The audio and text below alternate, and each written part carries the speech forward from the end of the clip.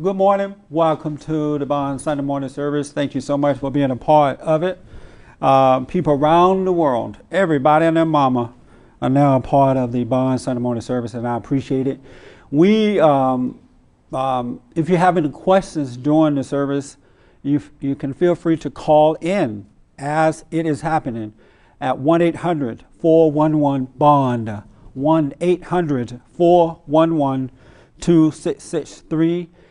Or you can email, is it email? church@bondinfo.org, church@bondinfo.org, and put your name in town. Any questions or comments, and it has to be about what we were talking about. You can't ask me about Martin Luther King Jr.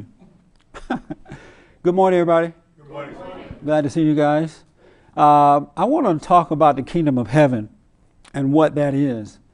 I know we all have heard that the kingdom of heaven is inside of us and all that. We want to try and talk about what that really means and how do you know when you have entered into the kingdom of heaven. All right. But first, before I get into that, I like to know that I'm having somewhat of an impact in the teaching here. So did anybody have a life this week? Nobody had a life again. You guys are dead. Talk about being dead. You know, I wouldn't rely on the preacher all the time if I were you. Because, the preacher's going to have a good life while you guys are waiting every Sunday to find out what he has to say. And so, he has to think about it, right? So I would try to start having a life Monday through Sunday. I know you have something you want to say. Okay, yes. Well, just from what you've been teaching us, I'm starting to really experience it and recognize it. And this may sound weird to some people, but until you make that connection, then it won't. Basically, my daughter's father and I, I try to be, we're very peaceful, at a peaceful place. So all these things that I tell him to do, for his daughter, he doesn't do it, and that makes us at odds. So now I backed up. I don't tell him anything, and then by instruction. Yeah. So he's starting to do these things because he wants to make friends with me. He wants to get back in the good graces with me, and so I'm just last Sunday we were all three together. He came to pick up my daughter. And so we were talking and being nice towards each other and everything. And I kept tapping my daughter like, look, he's trying to be my friend. So, I'm going to be nice. So that was Sunday. Wednesday, I was laying on my bed. I wasn't thinking anything. I just had some time just to relax. So I was laying on my bed. And all of a sudden, all these thoughts and feelings started to come upon me. Yeah. I wanted to be with him and stuff like that. And I know that that's not what I want. And I was like, I just went here. I was like, shut up, get out of here. Because I know his spirit was coming in. So you went in the room and told him to leave? No, I was in the room by myself. Oh. I'm saying his spirit entered into my room. Oh, yeah? And I was just like, get out, shut up. That little voice like, oh, this would be good. You should get back with him. He's doing right. I'm like, no. I literally had to go here. Shut up and get out of here. And I was by myself, so I know, that sounds weird, but it says we wrestle not against flesh and blood, but that's right. Spirits in high places, principalities and spirits in high places. And I literally had a moment where I was like, his spirit entered in here because I know in his, without us saying anything, words, I know that at any time if I was to give in to his advances that he would, we would be back in that same place. Were you married to him at one point? No. You never been married? Oh, okay. But we've known each other for a long time. Yeah. A long time. So you're absolutely right in that.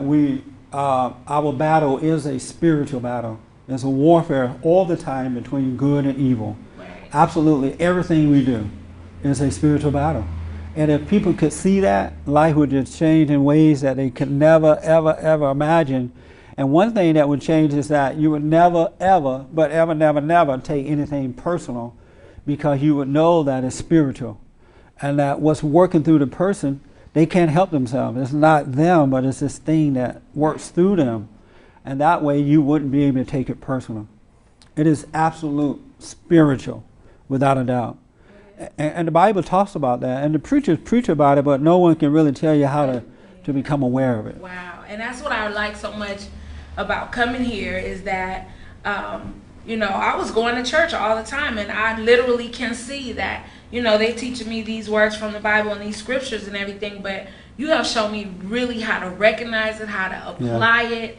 And it makes me, like you said, have more compassion towards, you know, situations, and just, it's just so awesome that I can, like in my meditation, I'm so happy because I've been doing it and it's led me to read the Proverbs. Yes. And I'm like, what? That's right.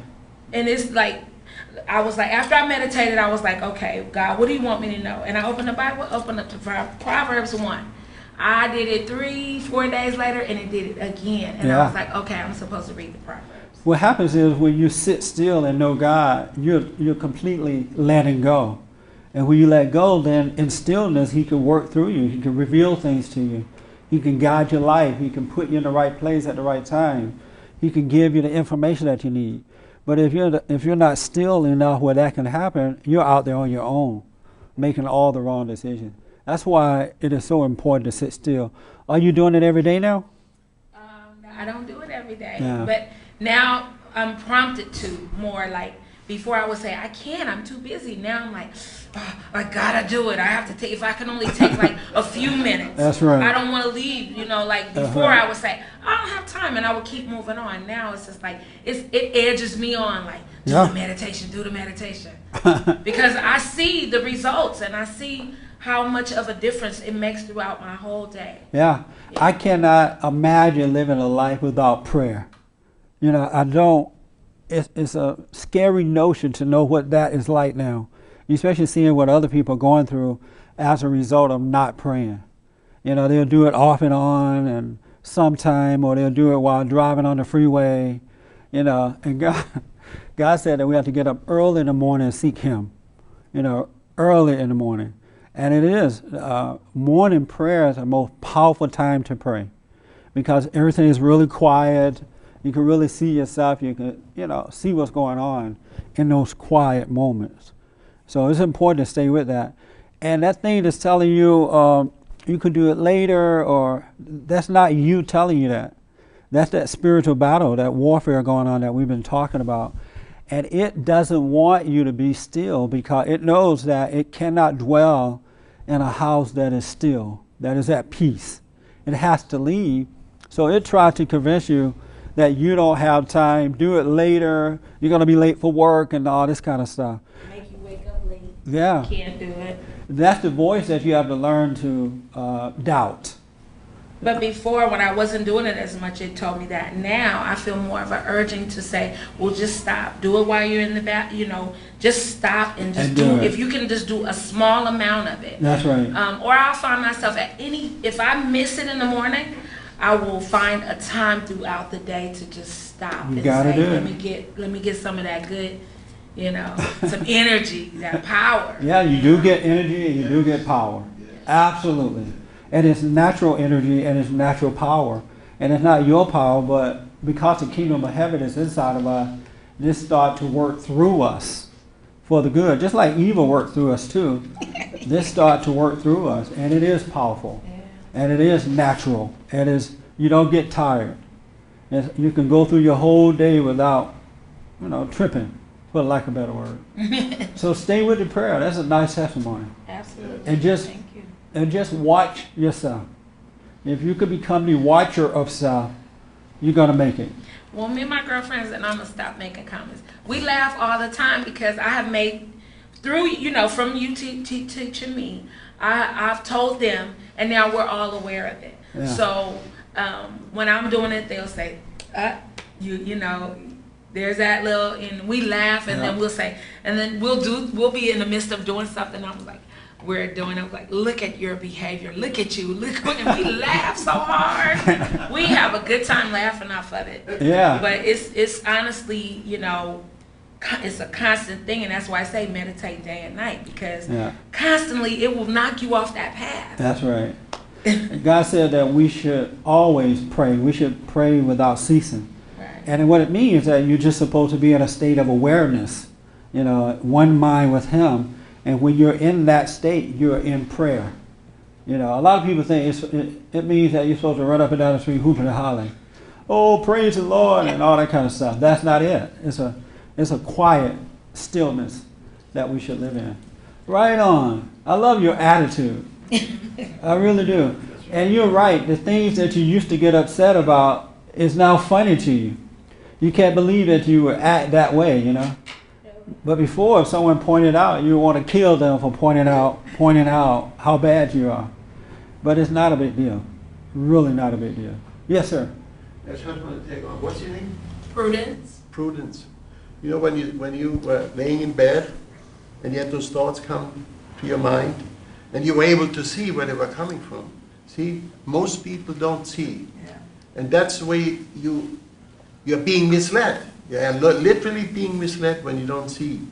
You see, but you saw where the spirit came from, and you didn't fall into the trap of thinking, "Oh yes, now let's get back together again," and so on and so forth. You see, but most people don't see that. That's the problem.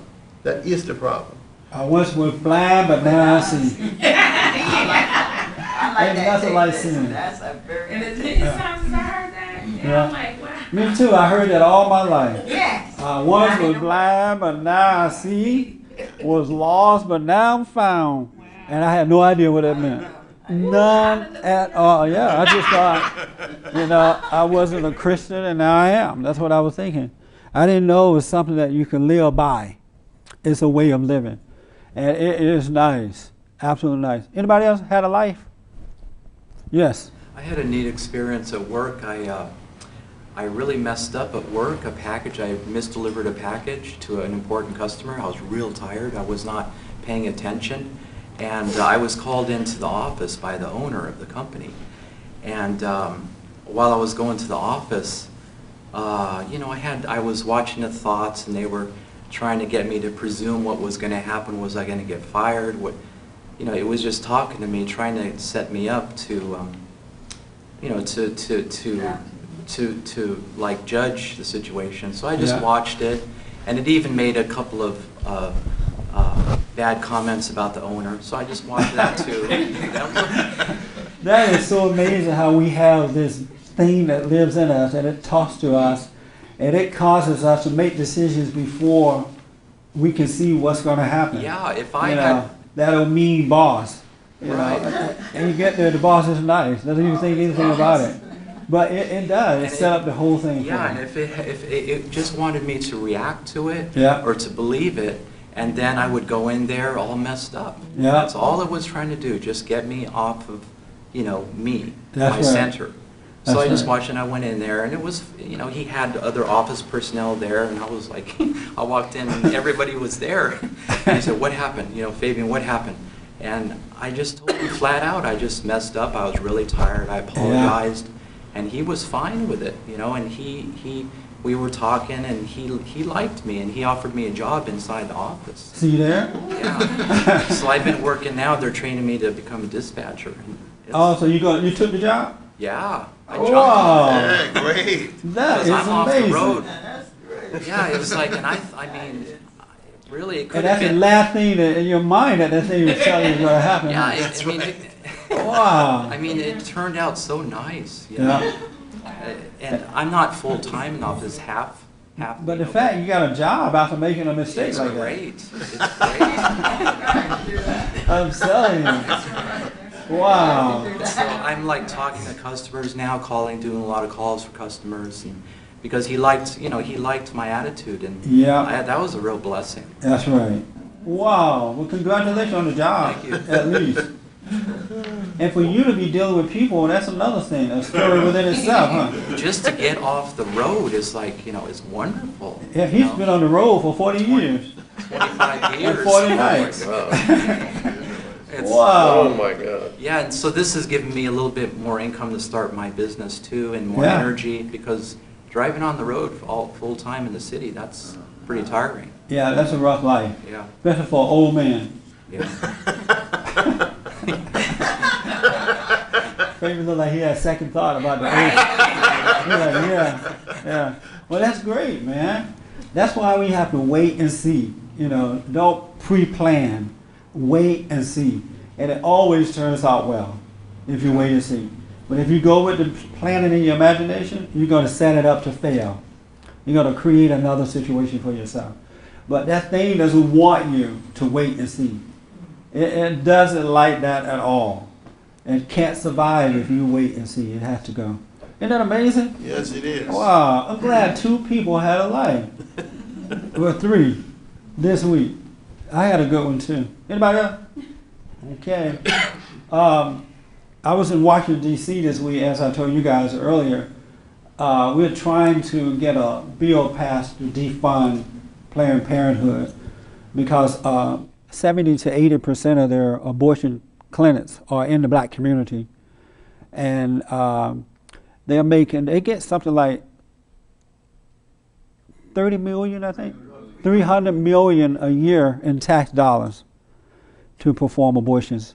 And so many young ladies are being destroyed, babies are dying. And so we're trying to get something done about that. Talking about a spiritual issue, this is a spiritual issue. I mean, kids don't even have a chance to have a life. And so we held a press conference there, and we met with some of the politicians, getting them to support this thing for us, to stop defunding them. I mean, stop funding them.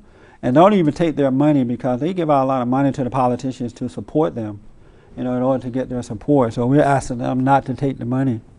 And it's hard for people not to take money. But I believe that if we can really keep going with this thing, and especially if black people, I realized while being in Washington, D.C., that if black people get involved, we can change America overnight. We can change all the things that are wrong. We can absolutely turn them around. I even had some the politicians say that, like, wow, it's good to see black people fighting for these things. Because if blacks were to get involved, a lot of this stuff would end. Black Americans are being used, to destroy the values of our country. Yes, sir. Yes, ma'am. You say the tax dollars are paying for abortion? Yes. Yeah, they get Absolutely. $300 million in our taxes to run their operation.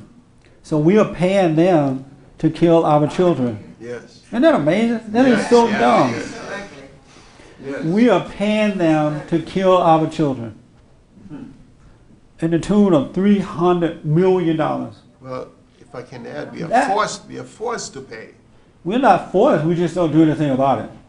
Well, No, we don't. If we stood up, taxation. if we stood up, the government won't take it. You're right. That's why. But if we say we're forced, it feels like we have no other choice. But we do have a choice. Yes. We just have to get out there and do something, and stop just complaining. But it's we the people, The power's in the people. Power to the people. Yes. And we have to get out there and just do something, and then a change will start to come. But if you feel forced, then you feel helpless. Yeah, you're right. And that's how a lot of people feel in life. They feel helpless because they feel forced, like they have no other choice. You always have a choice. Always, in everything you do.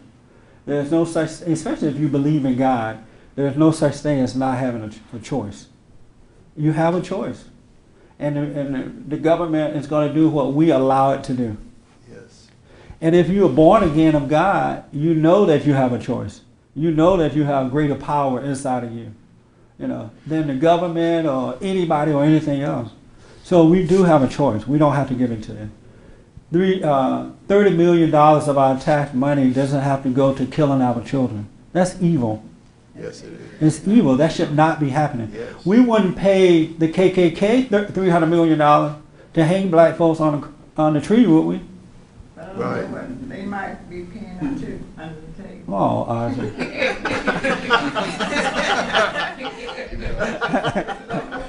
They might be paying them under the table. Because black Americans have been used to destroy the values of this country. For example, with the abortion thing, they now say, well, we have a right to our bodies. We have a right to kill our children, just as black people had a right in the civil rights movement. They use it as, this is a civil rights issue. Or gay people say we have a right to get married. You know, black people this and black people that. And whatever they want to do, they come in and use us as an excuse to get it across, and we sit back and say nothing about it. Because we think they love us because they're using us.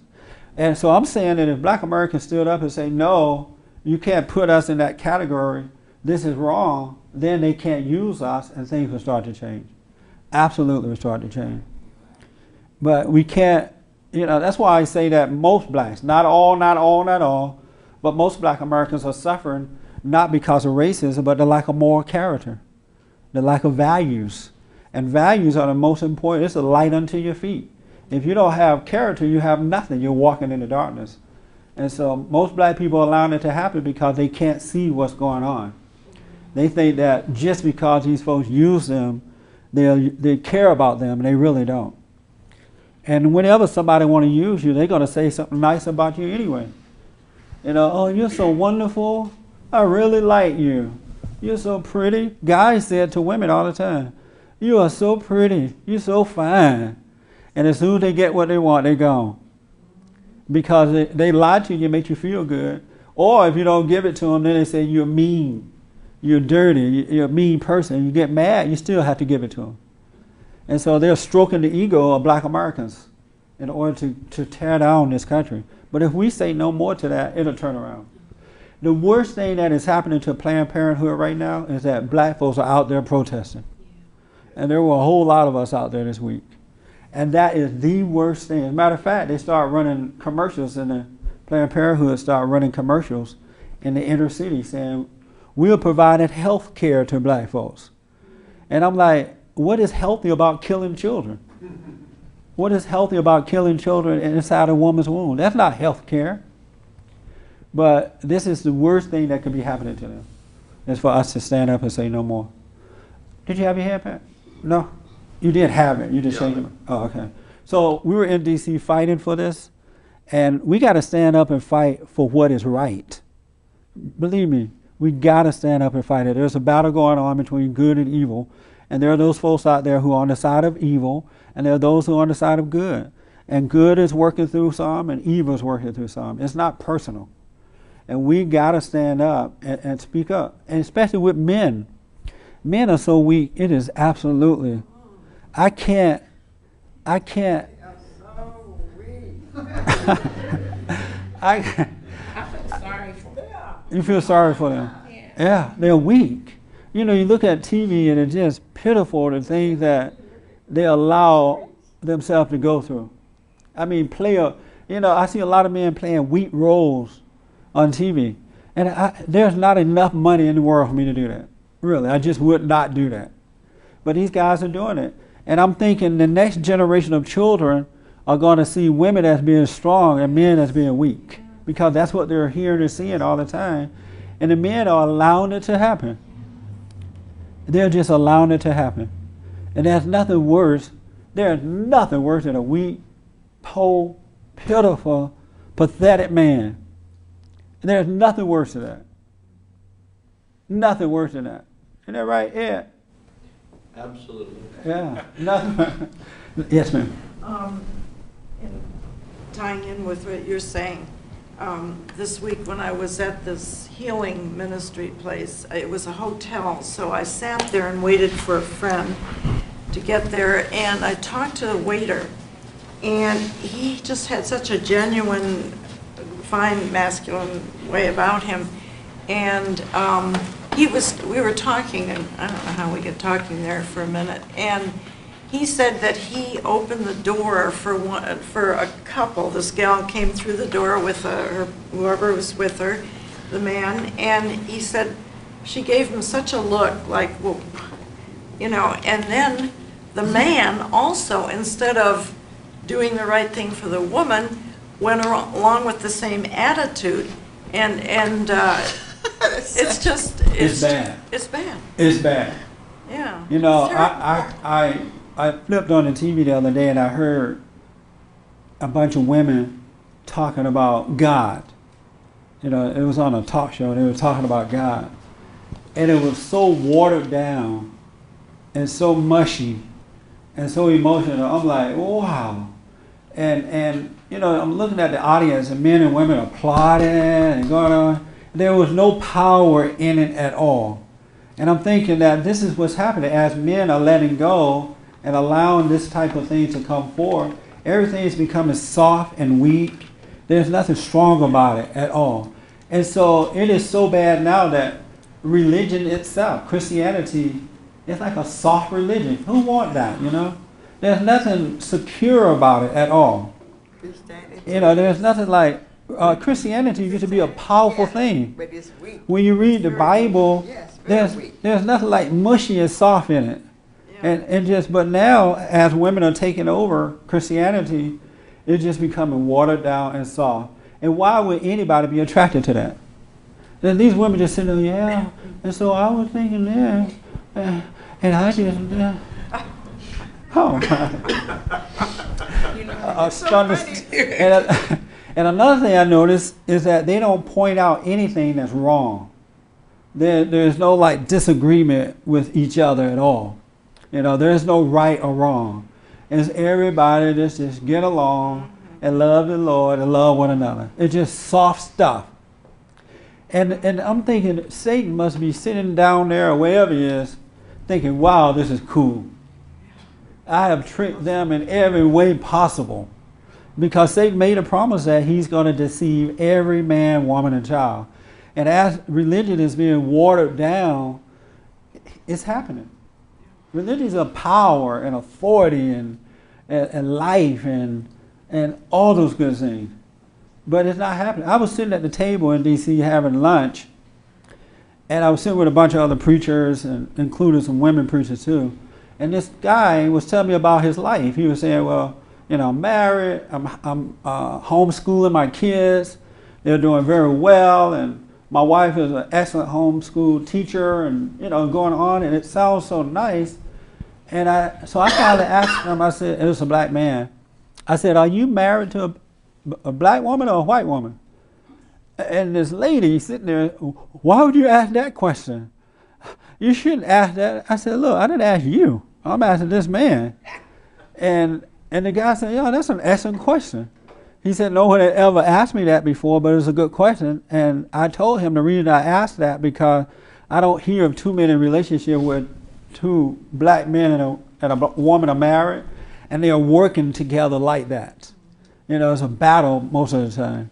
And for them to be in harmony like that is abnormal in today's society. And he said, no, it's a great question. And he said his wife was black, but he understood why I asked the question.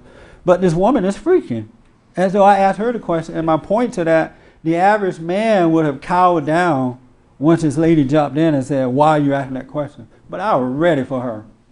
I was so ready. And not with meanness, but I don't have that fear of telling women the truth anymore. And men have a fear of being honest with women. They don't know how to handle that anger that's going to come out. So they cower down. But that's not love. When you're afraid to tell the woman the truth, you don't love her. We got to stand up. The world is falling apart. We got to stand up, men and women together, for righteousness' sake. You have your hand, Arthur? Yeah, I'm just going probably over what you just said. I thought of the same thing last week, 2 weeks ago. I said, where's Christianity? Yeah.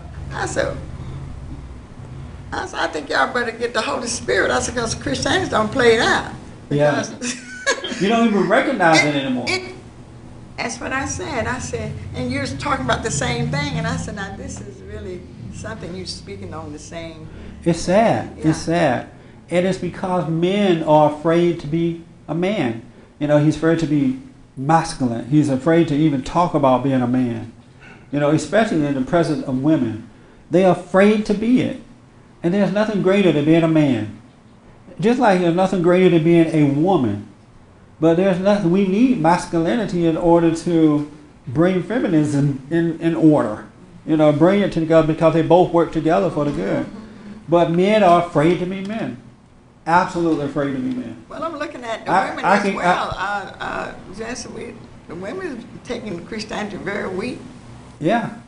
But I expect that from the women, you know, because women need a man. You know, they need a strong man to guide them. And if that man is not there to guide them, you expect this emotion to come to the forefront and just water things down. So I can't really blame them, even though it's wrong. If we're lost, then they're lost. Just as if Christ was lost, then the men would be lost, right? We follow Christ as he's following God. The woman follow us as we follow Christ. And so if the men are weak, they leave it open for the women to usher in all these things. Same way in the home. If he's weak in his home, he leaves it open for the woman to just come in and destroy the kid. Make the boys soft, the girls angry, intimidate, and they can't help it. Even if they didn't want to do it, they couldn't help it. Because the head is out of order. He's weak. But men are pathetic. It's no wonder so many women are getting married. I mean, like in general. Hey, I said the same thing. Like in I said, general. hey. Huh? You don't have one yet? No, I said, if I never have a man, I'm not going to like a woman. You sure? I'm crazy. But a lot of women are turning that way because they hate weak men. And when you hate weak men, you know, you become like one. It's sad. You become like a weak man. It's a spiritual thing, It's though. sad. It is spiritual. Absolute spiritual. That's why we must be born again. So that we can see what's going All on. that stuff, man, two men jumping on the broom.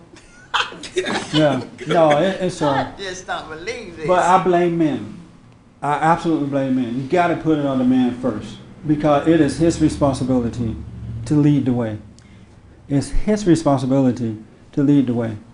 When you read the scriptures, you see the power of men in operation. And you see what happens to those who are weak. They're wiped out. They're got rid of. But it's the power of the man that makes society strong. That's what made this nation so great. Yeah. And speaking of that, I want to ask a question, just. okay. Remind me to tell you something about YouTube here in a minute. Yes. Anybody see 2020 Friday? Wasn't that something?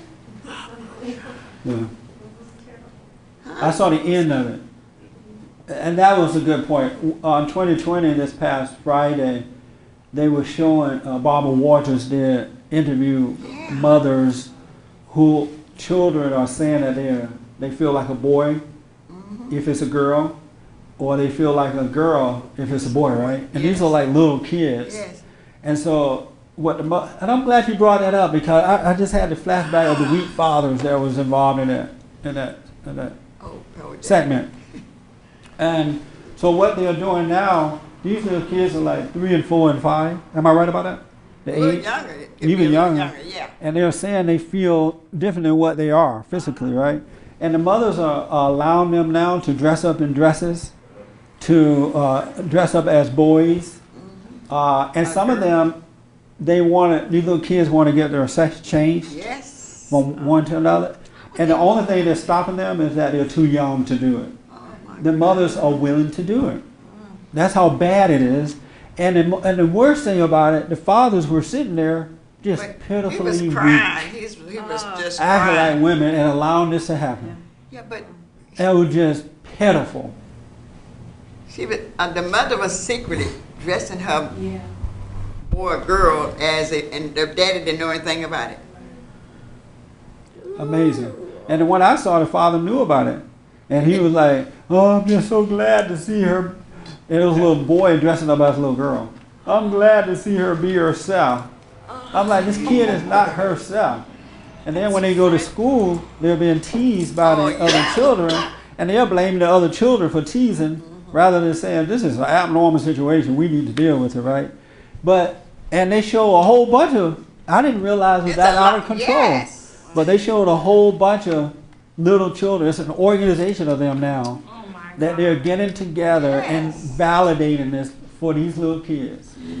Jesse, isn't that part of the spiritual warfare? It is. It's a It's part gotta of it. be, because It's still in the kids. for a little kid, how would Let they me know? ask the question. How would they know? That's right. These little babies, matter of fact, this mother was twins, boy and a girl. And the boy wanted to be the girl. Yeah. He wanted the same toys as the girls and everything. And to me, if I can remember correctly, he became to be a girl. Right. He had 2 girls. Yeah. He started, well, he didn't have a sex change yet, but he Not started yet, he dressing. was too young, but It would let him go to school and dress like a little girl. right, dressed like a girl. Isn't that amazing? And there's like a whole organization of these folks That's out of control. with little kids. It's not like they're an adult now. They're little kids, and the parents are saying okay to that. But she tried to make him be a boy. She was trying very hard, but she didn't get too And if you're sitting there and you're watching this thing, you know why they became that way. All you gotta do is look at the parents, and you can see why they're feeling that way. The mother's angry, out of control because she has this weak, pathetic, nothing of a man sitting there calling himself man, and while she's pregnant with this child inside her womb, all that anger is being passed out to the kids, and that's what's changing his spirit. That's all it is. Even in the womb, when you're pregnant and angry, it is not good. I know a couple who they fought through the whole pregnancy. The mother was just angry, and the child came out retarded, water brain head, and all that kind of stuff. And I told them over and over and over and over again, stop the fighting because you're going to hurt the child. And the child came out messed up because the mother was angry through the whole pregnancy. And they don't realize the spiritual effect that has on children inside the womb. Yes, yes. Because when you have anger like that, you change the function of your body. You know, your blood pressure goes up, your hemorrhoids goes up, and all kind of stuff happens. You change the way your body functions in anger. You get dizzy, everything. Notice the next time you become angry, the effect that it has on your physical. Yeah, so imagine a child living in a body like that for 9 months with an angry person. And they hear and feel spiritually everything. And so it's no wonder these kids are coming out feeling like a girl. They hate, or a boy, they hate mama while they're going through this thing inside the womb because it's spiritual.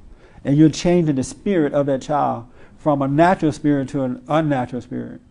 But they think it's physical, so they want to cut off body parts thinking that's going to make a difference.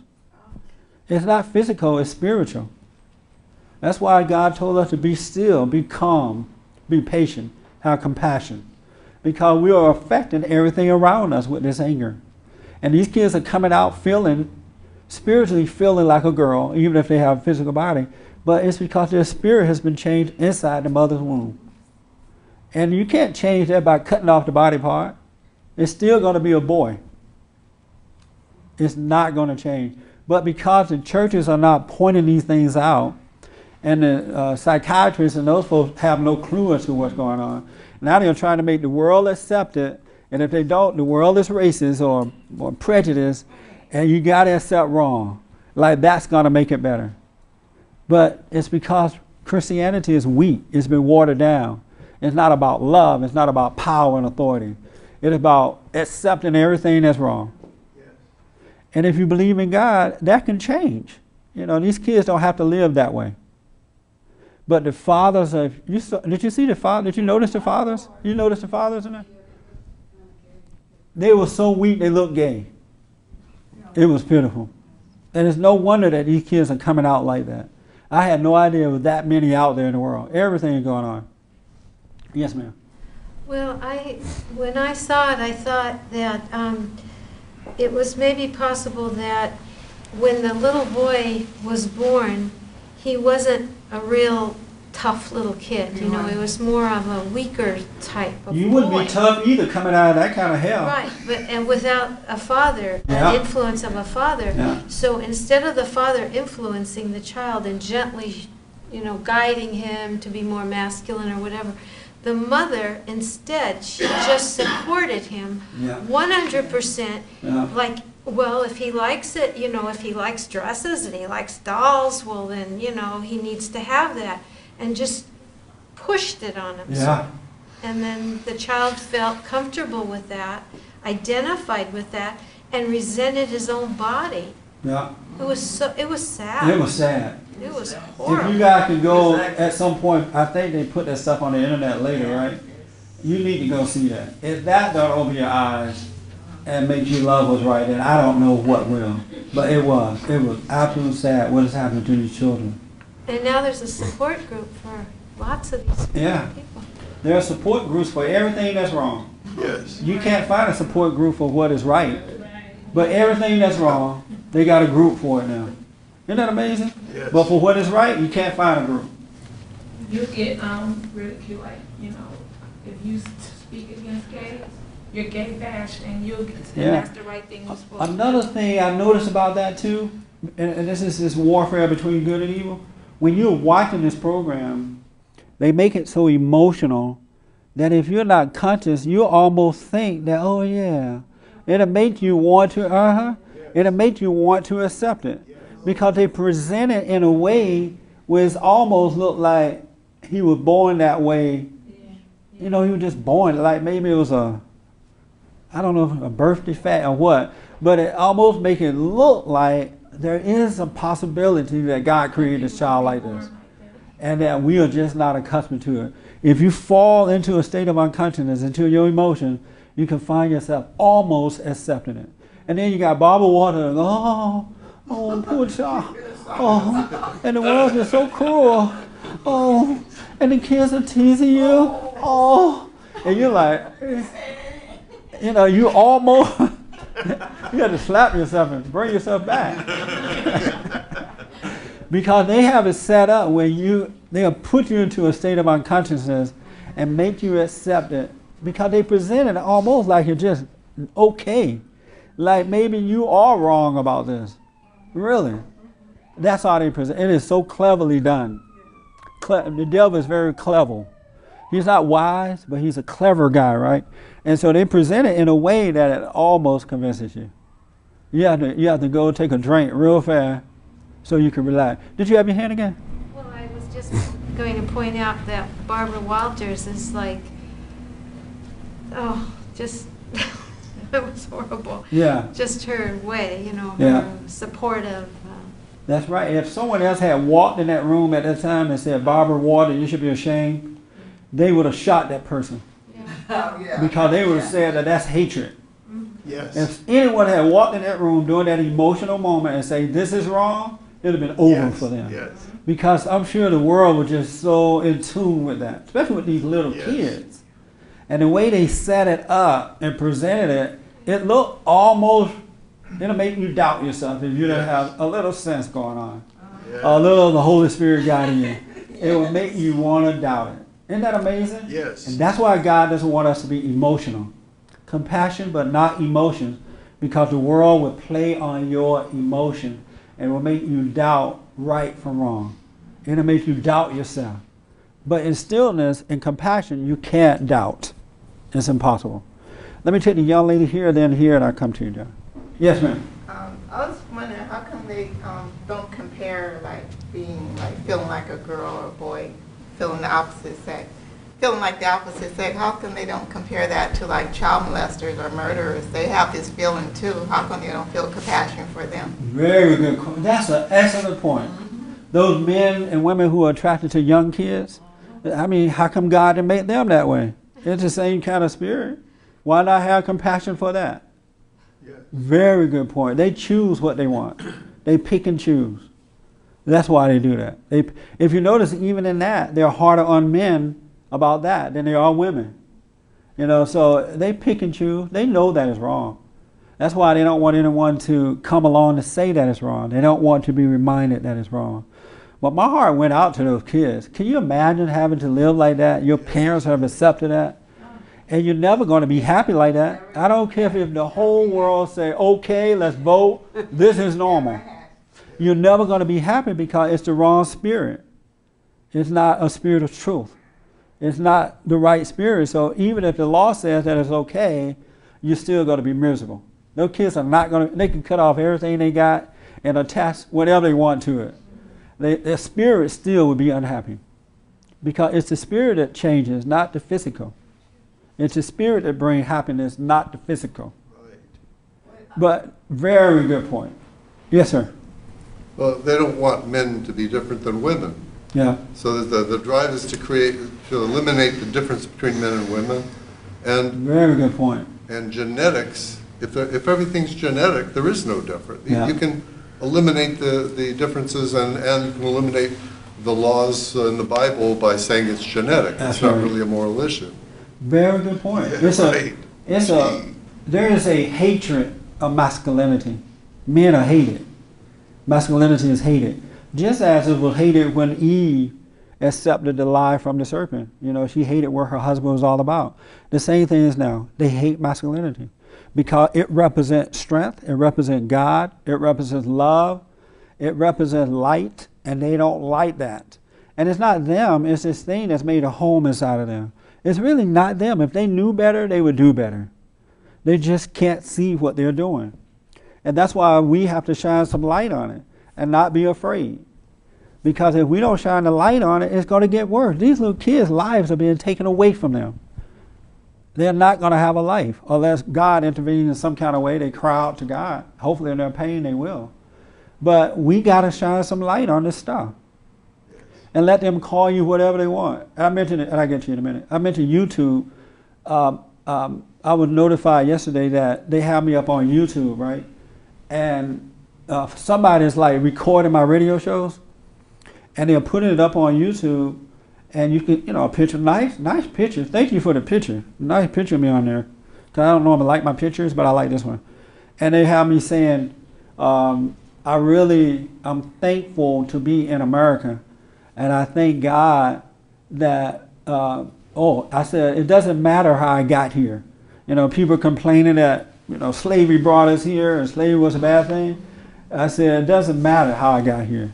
I said, thank God that the Arabs and the blacks sold us to the white folks and they brought us here. And I said, it was rough getting here, on that boat. It was so crowded. Everybody jammed in. It's like riding on an airplane. You sit in the back instead of first class. I said, it was rough. But anytime you sacrifice for good, it's tough in the beginning. You have to go through something in order to get it. And I said that I show my appreciation to those who came over here like that by living upright, loving my country, and treating people the way I like to be treated. Doing the right thing. That's how I show my appreciation. So I'd rather be here than to be in Africa. Because look what can be happening to me. And they put it on YouTube to make it look negative, and to me it made sense. It looked good. Yeah. They tried to make it look bad because they wrote this little thing about me. And then they made a little thing where I'm Stephen Fetchy. Whatever, You know who Stephen Fetchy? No, what? Fetch it. Stephen Fetch it. What? Stephen Fetchy. You know who that is? No. Like Yasabal. Whenever the master said he has a headache, I got a headache too, master. They call it, for those that don't know, blacks who worked in the big house during those days were called Akatons and stuff like that. And the folks who worked out in the field were supposed to be the better people, right? So they say I work in the big house. And well, I'm glad I made it from that field to the big house because because the air conditioner is on in the big house. There's no air out there in the field, believe me. So if Stephen Fetcher is going to end up in the big house with the air, so shall it be. And my whole point is, I love what's right more than anything else. More than I do my children, more than I do myself. I love what's right. And it was that truth that changed my life. So they could call me Stephen Fetchu or whatever. Put me on YouTube or iTube or iPod. It's not going to make me stop standing for what is right. It's not going to make. My body may have to go through whatever it has to go through for what is right. But my spirit is at peace. And that's all important to me. And we got to come back to that. We used to know that. We used to know that. So we got to come back to that. And let them, Christ said that we should suffer for him, for what is right. And so I thought that was quite funny. I even showed it to Linnell, and she liked the first half, but she didn't like the Stephen Fetchit part. But I was like cracking up, But because this stuff, call me whatever you want. Just call me. I am not moved by that anymore. I'm at peace within my spirit. I know what's right. And I love what's right. And loving what's right is far greater than loving the folks who are trying to attack me. They can call me, or hating them. They can call me whatever they want. And that's why we got to stand up for these children that are being told that this stuff is right. This is not good for their spirit. We got to not be afraid to say that this is wrong and let them call your name. That's fine. They don't have any other power. They only have words of intimidation. And if you don't give it to words of intimidation, there's nothing that can stop you. That makes sense? Yes. This thing is out of control while these men are walking around here being weak. And it's the man's fault. It is the man's fault. Women are wrong for doing it, but it's the poor, pitiful, weak, pathetic man that is allowing it to happen. And God is going to, you're going to have to pay a price, but it's not going to get away with it. You're going to pay a price for it. Don't think that Christ came and wasted his time and you refuse to be a man and he's just going to say, okay, no. You're going to pay a price. Yes, sir. I was going to say, men are hated today mostly because they represent a certain standard. And, and they're looked on now as a nuisance. Yeah. Something that the world really wants to get rid of. I mean, really get rid of. Because people who are really like against God and they're into doing whatever they want to do, and men are the representation of the one who says no. That's they right. don't want anyone saying no to whatever the H they want to do. Very good point. Like if those fathers said no to their little boys dressing up as girls, that wouldn't happen. I don't care what the mother says about it. No, we're going to work on this. We're going to get this, we're not going to add to the problem. We're going to try to understand it so our children can have a chance. But they are afraid to say no to their wives because she's going to get them the blues. And she hates what he's all about, so she's going to destroy his children. Masculinity is hated because of what it represents. It represents what is right. It's the light. It's the father that says no. And that's where the correction and love come from. But we got to come back to it, folks. We got to come back. We're losing this battle. Well, it looks like we are. It is happening. It is worse than what you can imagine. It's not a game. You got the media out there, and you got liberated women who are leading the way to destruction. And men and women who are on the side of good got to stand up and say no. If we say no, it'll start to change. Really, it'll start to change. They will be mad. They'll yell. They'll scream. They'll take your money. But that's fine. Salvation is greater than money. All right. Yes, Susan. I'll come to you right after her.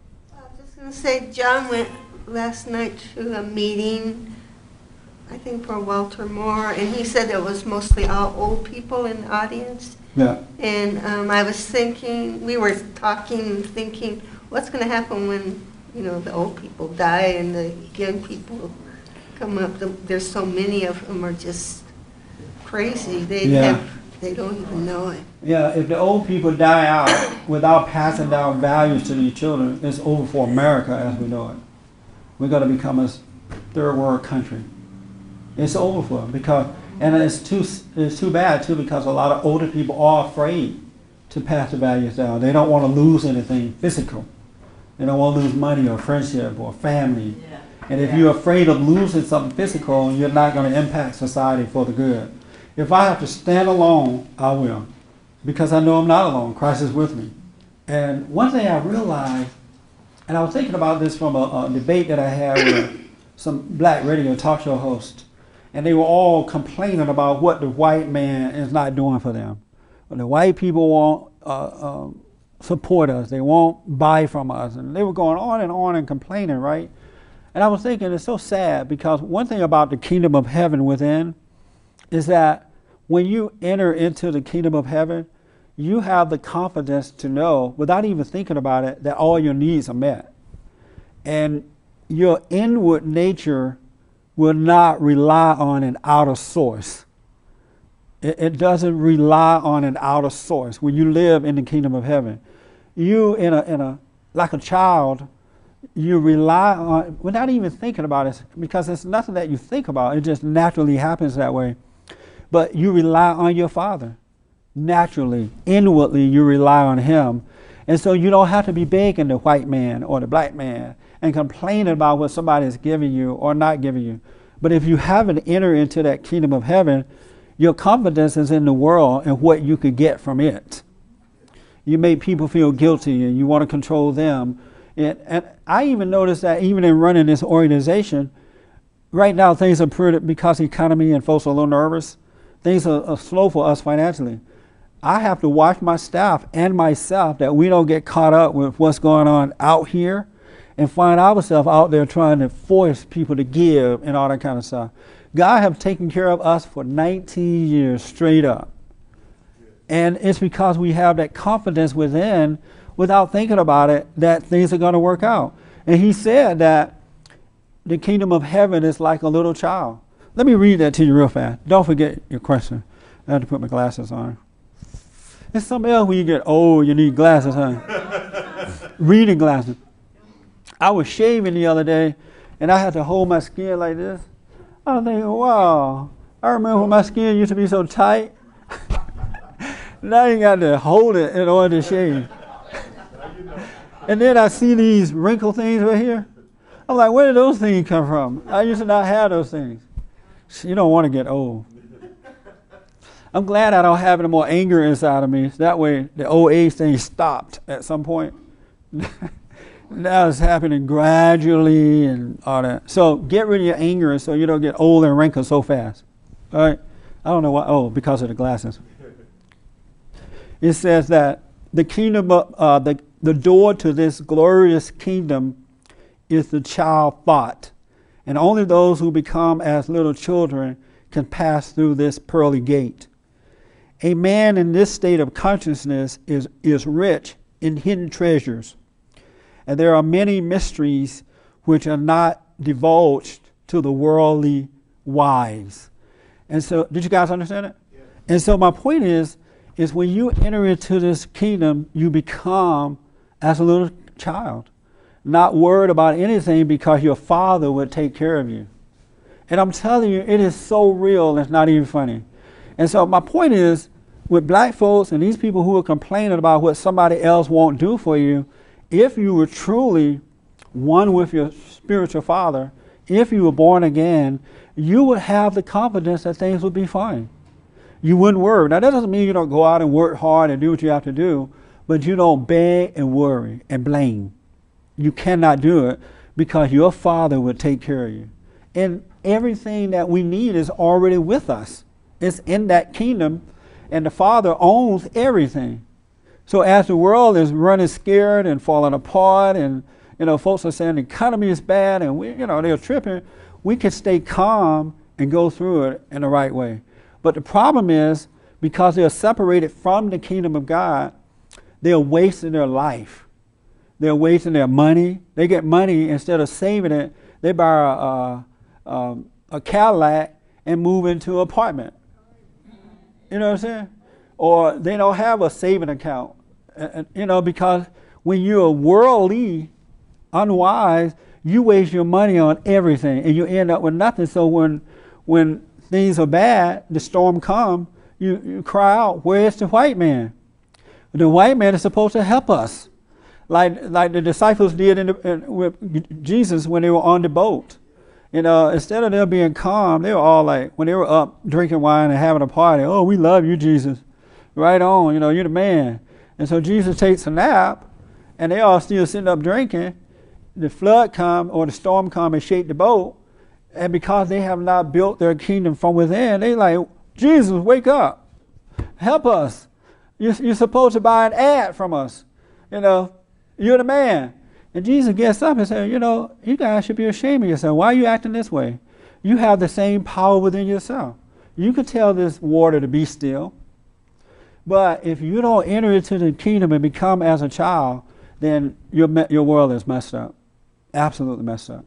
And black Americans don't have that now. They used to have it, but they don't have it. These parents who are allowing their boys to dress up as girls don't have that.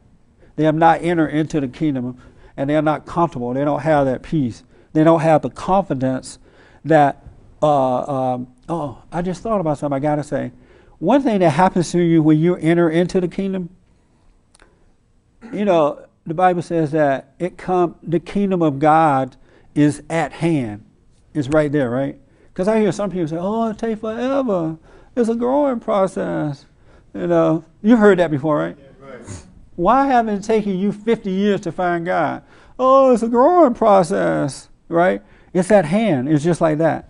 What happens is when you enter into the kingdom of heaven, you awaken consciously. You become aware of God's mind, his thoughts, and his ways.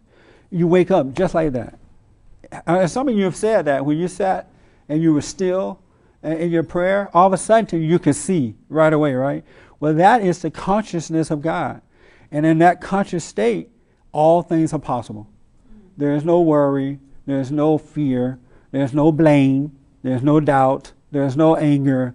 In that consciousness, it's right there, right at hand. And when you hear folks whining and begging and blaming the white man and saying that this is that and all that, they are worldly people. They have wisdom of the world, which is nothing. Worldly wisdom is fake. There's no confidence in it at all. It's a setup. It's a imitator. It's false. But when you enter into the kingdom of God, you're not going to enter in until you can know that you're wrong. You can admit it. Like kids who can say, I'm sorry, I was wrong. Then that's how we have to be with the Father. When we're wrong, we're wrong. No excuses, no makeup. You have to be like a little child. Forgive, I'm sorry. And you can enter in just like that. And that's what needs to happen. We need a revival here in this country. We need to bring back that old-time religion. The religion that told the truth, that point the way, didn't cater to the lie, that let you know if you were a sinner or not, and say, no, this is wrong. Because that's what your consciousness would do, it let you know when you're wrong.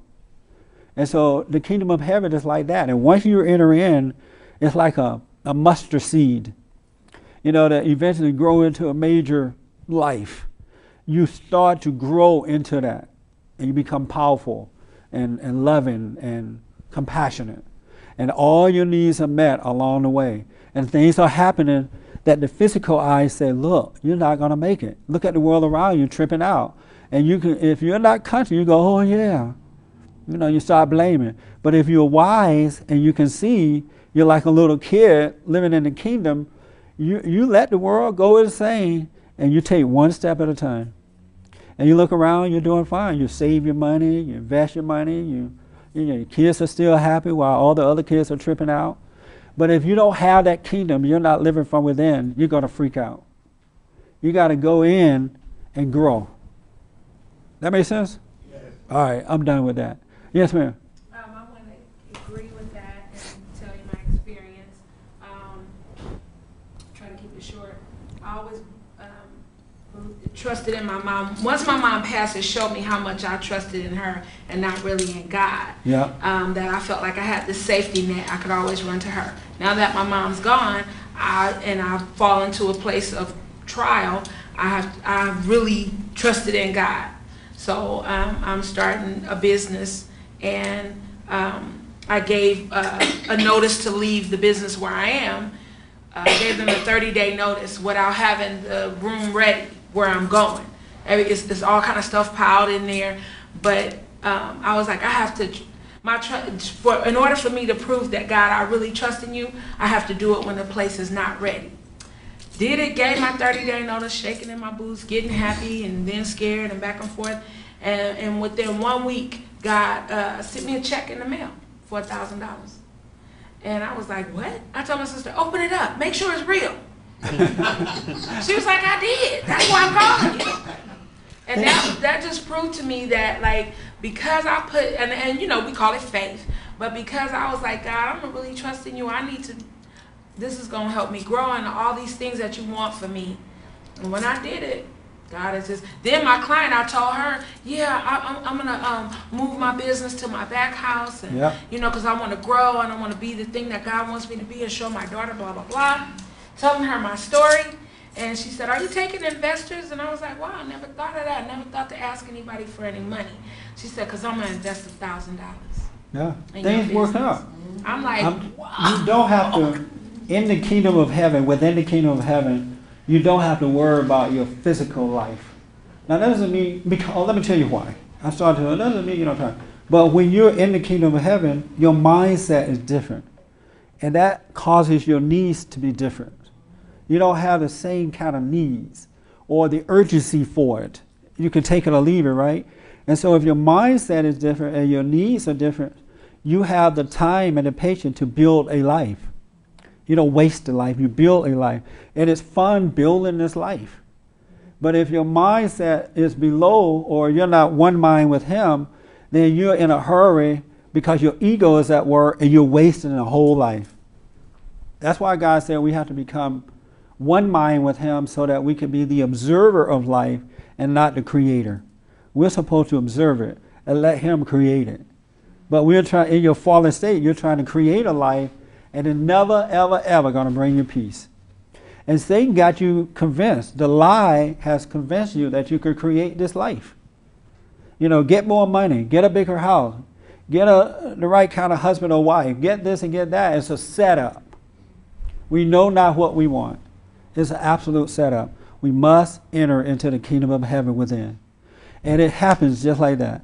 Now, I know for some people it's tough. It's taken a long time and blah, blah, blah, right? But that's only because you keep allowing your ego to rule. And you don't know your ego is ruling. You think it's you because it sounds like you, it walk like you think it's you. But that's not you that convinces you that this is the right path to take. You got to stop listening to that and be aware of it. And that's all you need to do. But you got in the kingdom of heaven, everything that we want, everything. And it's interesting too, because everything that's in us is nothing like what it seems out here. It's just nothing. You can't even imagine it.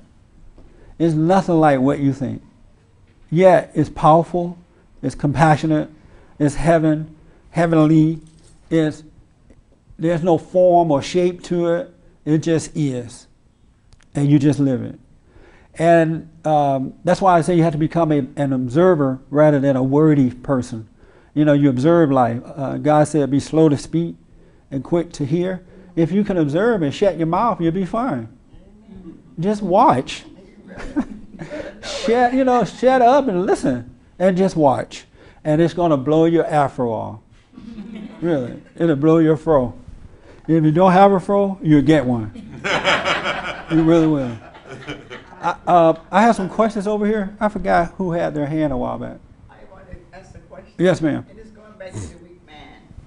Yeah, you love talking about the men, huh? Women can talk all day about how bad men are. And she taking me way back yonder. Well, I just thought about some things because I have a preschool and some fathers do come in and I know they said they got that from the jail when they went to juvenile hall or jail when they pants where they underwears can be shown. First of all, how can a father be a father, a strong father, when he's having a son and the father's wearing pants down there and the son's gonna look at the daddy and my dad is wearing pants on his behind and showing his underwear. Why can't I do it? So how can we tell the truth?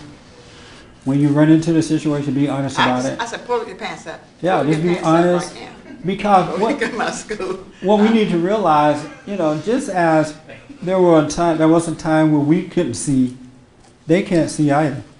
That's what it is. They just can't see. They're in a fallen state of awareness. They don't have the mindset of God. So what they're doing seems right. It seems right to rebel against the system or to rebel against what is right. It feels right and it seems right, even though privately they're very unhappy about it. So when people who can see come along, you should be able to just speak the truth about it, and not necessarily attack the clothes per se, but try to see what's going on in the hearts. Yeah, because if you can change the heart, the physical will come to order. But a lot of people make the mistakes and they attack the person. You're just a thug and, you're this. And their ego is going to rebel against that. But if you can allow God to show you how to deal with the person, then the change will come. Well, they never said it's the style. And I want to take it a little further. As we said earlier that black people can change a lot of things, and we can. Yes. The Mexicans wear their pants, and every now and then I see a couple of Caucasians wearing their pants the same way. Because the fathers are weak. Yeah. That's why. The men are weak. So, we got to bring men back to their proper role. And that is to be the light unto the world. And that's why we got to enter into the kingdom, so we can, with compassion and insight, point the right way to people. It doesn't help when you attack the person. yeah. Really, you just turn them off. Because they can't help, they don't see. I remember when I was in the darkness and could not see. And in a mess, just doing everything, you name it, I've done it. Because I couldn't see it. I was just going from bad to worse, right? But now that I can see, my pathway is different, I can see now. And so I understand that these people can't see. Black Americans cannot see what's going on. They're in a fallen state, and there are people out there who are helping them to stay in that state of mind. White folks are afraid to wake them up, and the ones who are keeping them in that state of mind will not wake them up because it's bad for business. You wake the folks up, you can't control them. Yeah. Why you guys buy everything that, and I said the white man, I'm sorry, the white man put on the market. I said, why these pants? I said, this don't look like men pants, feminine pants. Designers on this, and designers on that. I said, oh my Lord, where we going? Yeah, but you can't blame the white man. If I can make the pants, I'll make them and sell them to them too. And take the money and use it for the good, feed my family. But it's just a fallen state of consciousness. They fall away from insight, from God, from wisdom, and they don't see what's going on. Yes? I was going to say, when that situation comes up, and everybody goes through that where they see the person with the pants down and everything. I was walking into a gas station the other day, and what I noticed, the major thing going on is there's this huge, it's almost like they put a red light on their body saying, judge me. But they're not saying it, but the devil is saying, judge me. And it's like a big trap. And it's like, and I was watching myself because everything in me wanted to just, go through the whole judgment process with this person. And I just resisted it because I knew it was just, it was beyond them. It was evil trying to suck me down from judging that person. Very good point. If you notice, Satan is, the deceiver is always trying to get you to judge.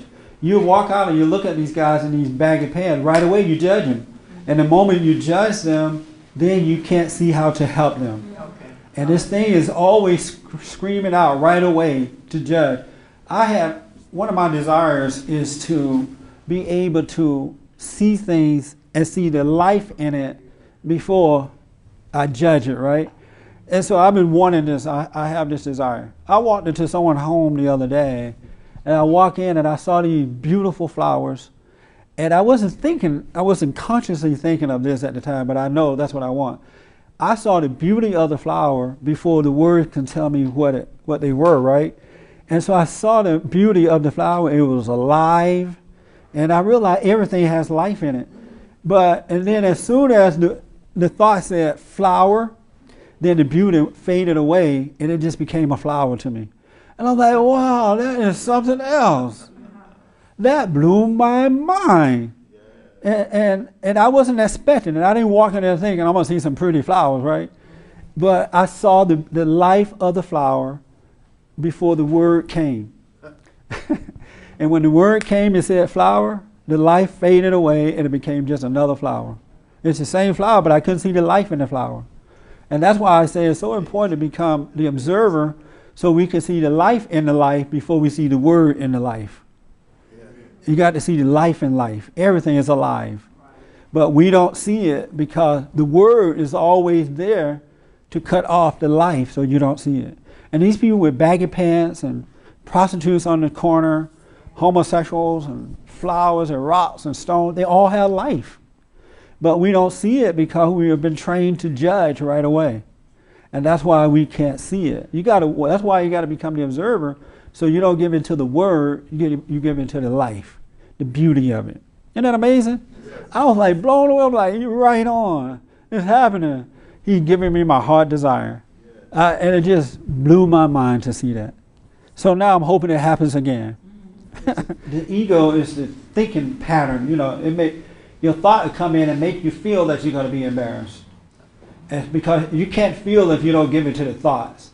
So you think, feel, and then you act out or you cower down. So if you could become the observer of the not you, which is the ego you're talking to you, then you'll be able to do what you need to do. Rise up in consciousness, one mind with God, and you're on your way. You're ready for a battle. You're ready for the battle. Take it from me. I'm telling you, this is happening. And no man is teaching me this. I am discovering this as I live it. Because you guys don't come here and teach me. You guys act like you don't even have a life during the week. I can't wait to get here to learn from you. And I was like, anybody had a life? You had your hand. Okay. I just wanted to comment a little bit on what this lady was saying over here. I'm politically correct. It seems that you know, we can come here, and I think most of us would agree on what we're hearing here as to the proper way we should live our lives and this type of thing. Yes. But we're bucking our heads against this whole politically correct establishment here, Right. which is society, and we can change it if we do, Yes. but we really don't have a way of kind of organized, let's say, to go at it. We can look at our parties like Republicans and Democrats, and as soon as the Republicans got in, they did the same things the Democrats did, Yeah. the same problems, and it's kind of ongoing now. And it's difficult to try to figure out where can we go, because individually we have to start with ourselves as individuals, but our power will come from people, from associations with good organizations, let's put Yes. it that way. And it's hard to find out what those are. Very good point. Greater is he that is in you than he that is in the world. And if you seek first the kingdom of God in his right way, let that be first. He will open up doors that you can never imagine. You won't, yes, we are greater in numbers, of course, but you're also greater as one when you have him guiding you. And nothing is impossible. But if you look at it in an emotional way or worldly way, it'll make you doubt, and like it'll look too big to change, to deal with, right? But when you read the Bible, those men back in those days, they changed the world, and sometimes they were alone doing it. They didn't have a crowd, right? Well, we have that same power within us now, but we got to be born again so we can see and have the confidence that is there, and he will guide you in how to do it. Don't worry about that part. But you're right, it looked like a big mountain, it looked like a big hill when you're on your own. But I'm telling you, it's nothing when you're guided in what to do. Don't let that be first. Let seeking the kingdom and his right way be first, and he will prepare the way for you. Remember that guy with the slingshot that killed the giant? I bet you David never imagined, how am I going to kill this big old guy and I'm so little, right?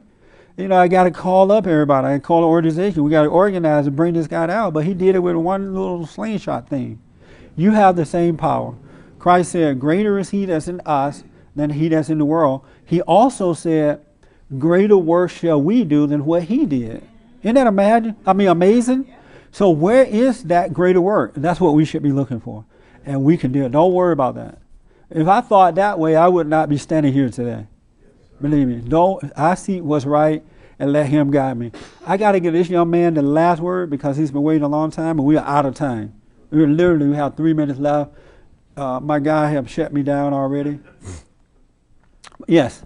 You know, I forgot my better point, but I was just going to say off of David, for all of us, that was a big deal. Yeah. He slew Goliath. But like he told the king before he slew him, I took down a bear. A bear can kill this guy. I killed a bear. You know, what's the big deal? Let me get out there and take him out. That's right. That's right. We have the power to do it. We do. But don't look at it with worldly wisdom. Because, you know, we use the term politically correct, but it's really spirit to spirit, good versus evil. Now, if you call it politically correct, it's going to limit the power that you have in yourself because you won't see the reality of what's going on. But it's a spirit. It's good versus evil. And so good will come through you and conquer. It will win. But you got to rise to one mind with God. All right? That makes sense? Yes, sir. Yeah. And that's what he wants us to do. 3 minutes. about the kingdom, Jesus said, and the kingdom of heaven is within you, and whosoever shall know himself shall find it. Strive therefore to know yourselves, and ye shall be aware that ye are the sons of the Father, and ye shall know that ye are in the city of God, and you are the city. So when you get to know yourself, you will know that you're a son of God, and you will know that you're in the city of God within, and that everything can be done. All things are possible. There's no fear, no doubt, no worry. Isn't that amazing? But you got to let go and let God. It's not of yourself you can do it. It is a spiritual battle. A spiritual battle. That's why I encourage you to be still and know him. That's funny. I couldn't even think of David's name. I'm like, that guy in the Bible that shot. And the preacher's supposed to know that, doesn't he? I couldn't even think of David's name. That's why I say be still and know him. I have a CD on my website there called Be Still and Know. And you can order a copy of that. Just go to my website and give it a try for a week. If you don't like it, burn it, trash it, give it away, scream at it. But if you're sincere about seeking first the kingdom of God in his right way, you got to calm down and let it work through you. And it will. It's nothing like what your mind can imagine. We have the 7 guaranteed steps there. We need your tithing and offering, your donation, in order to continue what we're doing here. I'm not aware of anyone else, maybe one other person on earth who are doing what we are doing. And that is revealing the lie so you can see the truth. The power is within you. It's not about the physical, it's about the spirit. It's not about being male or female. It's about the spirit of God working through us. And believe me, folks, it is there. I'm not an educated man. I am discovering this as I am seeking God, knowing myself, realizing of myself I know nothing. So I encourage you to do the same thing.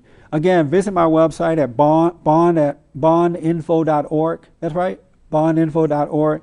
Or call our order line. We need your support at 1-800-411-2663. 1-800-411-BOND. Also, if you have any questions or comment about today's message, you can email me, church@bondinfo.org. church@bondinfo.org. Put your name and town on there, and I'll try to answer it next week. Also, tomorrow morning, this coming Monday, tomorrow is the 30th of June, we're going live on the Justin Lee Peterson radio show at 6 a.m. Pacific Standard Time, from 6 to 9 a.m. So tune in to the show as well. Thank you, and thank you guys very much. Appreciate it.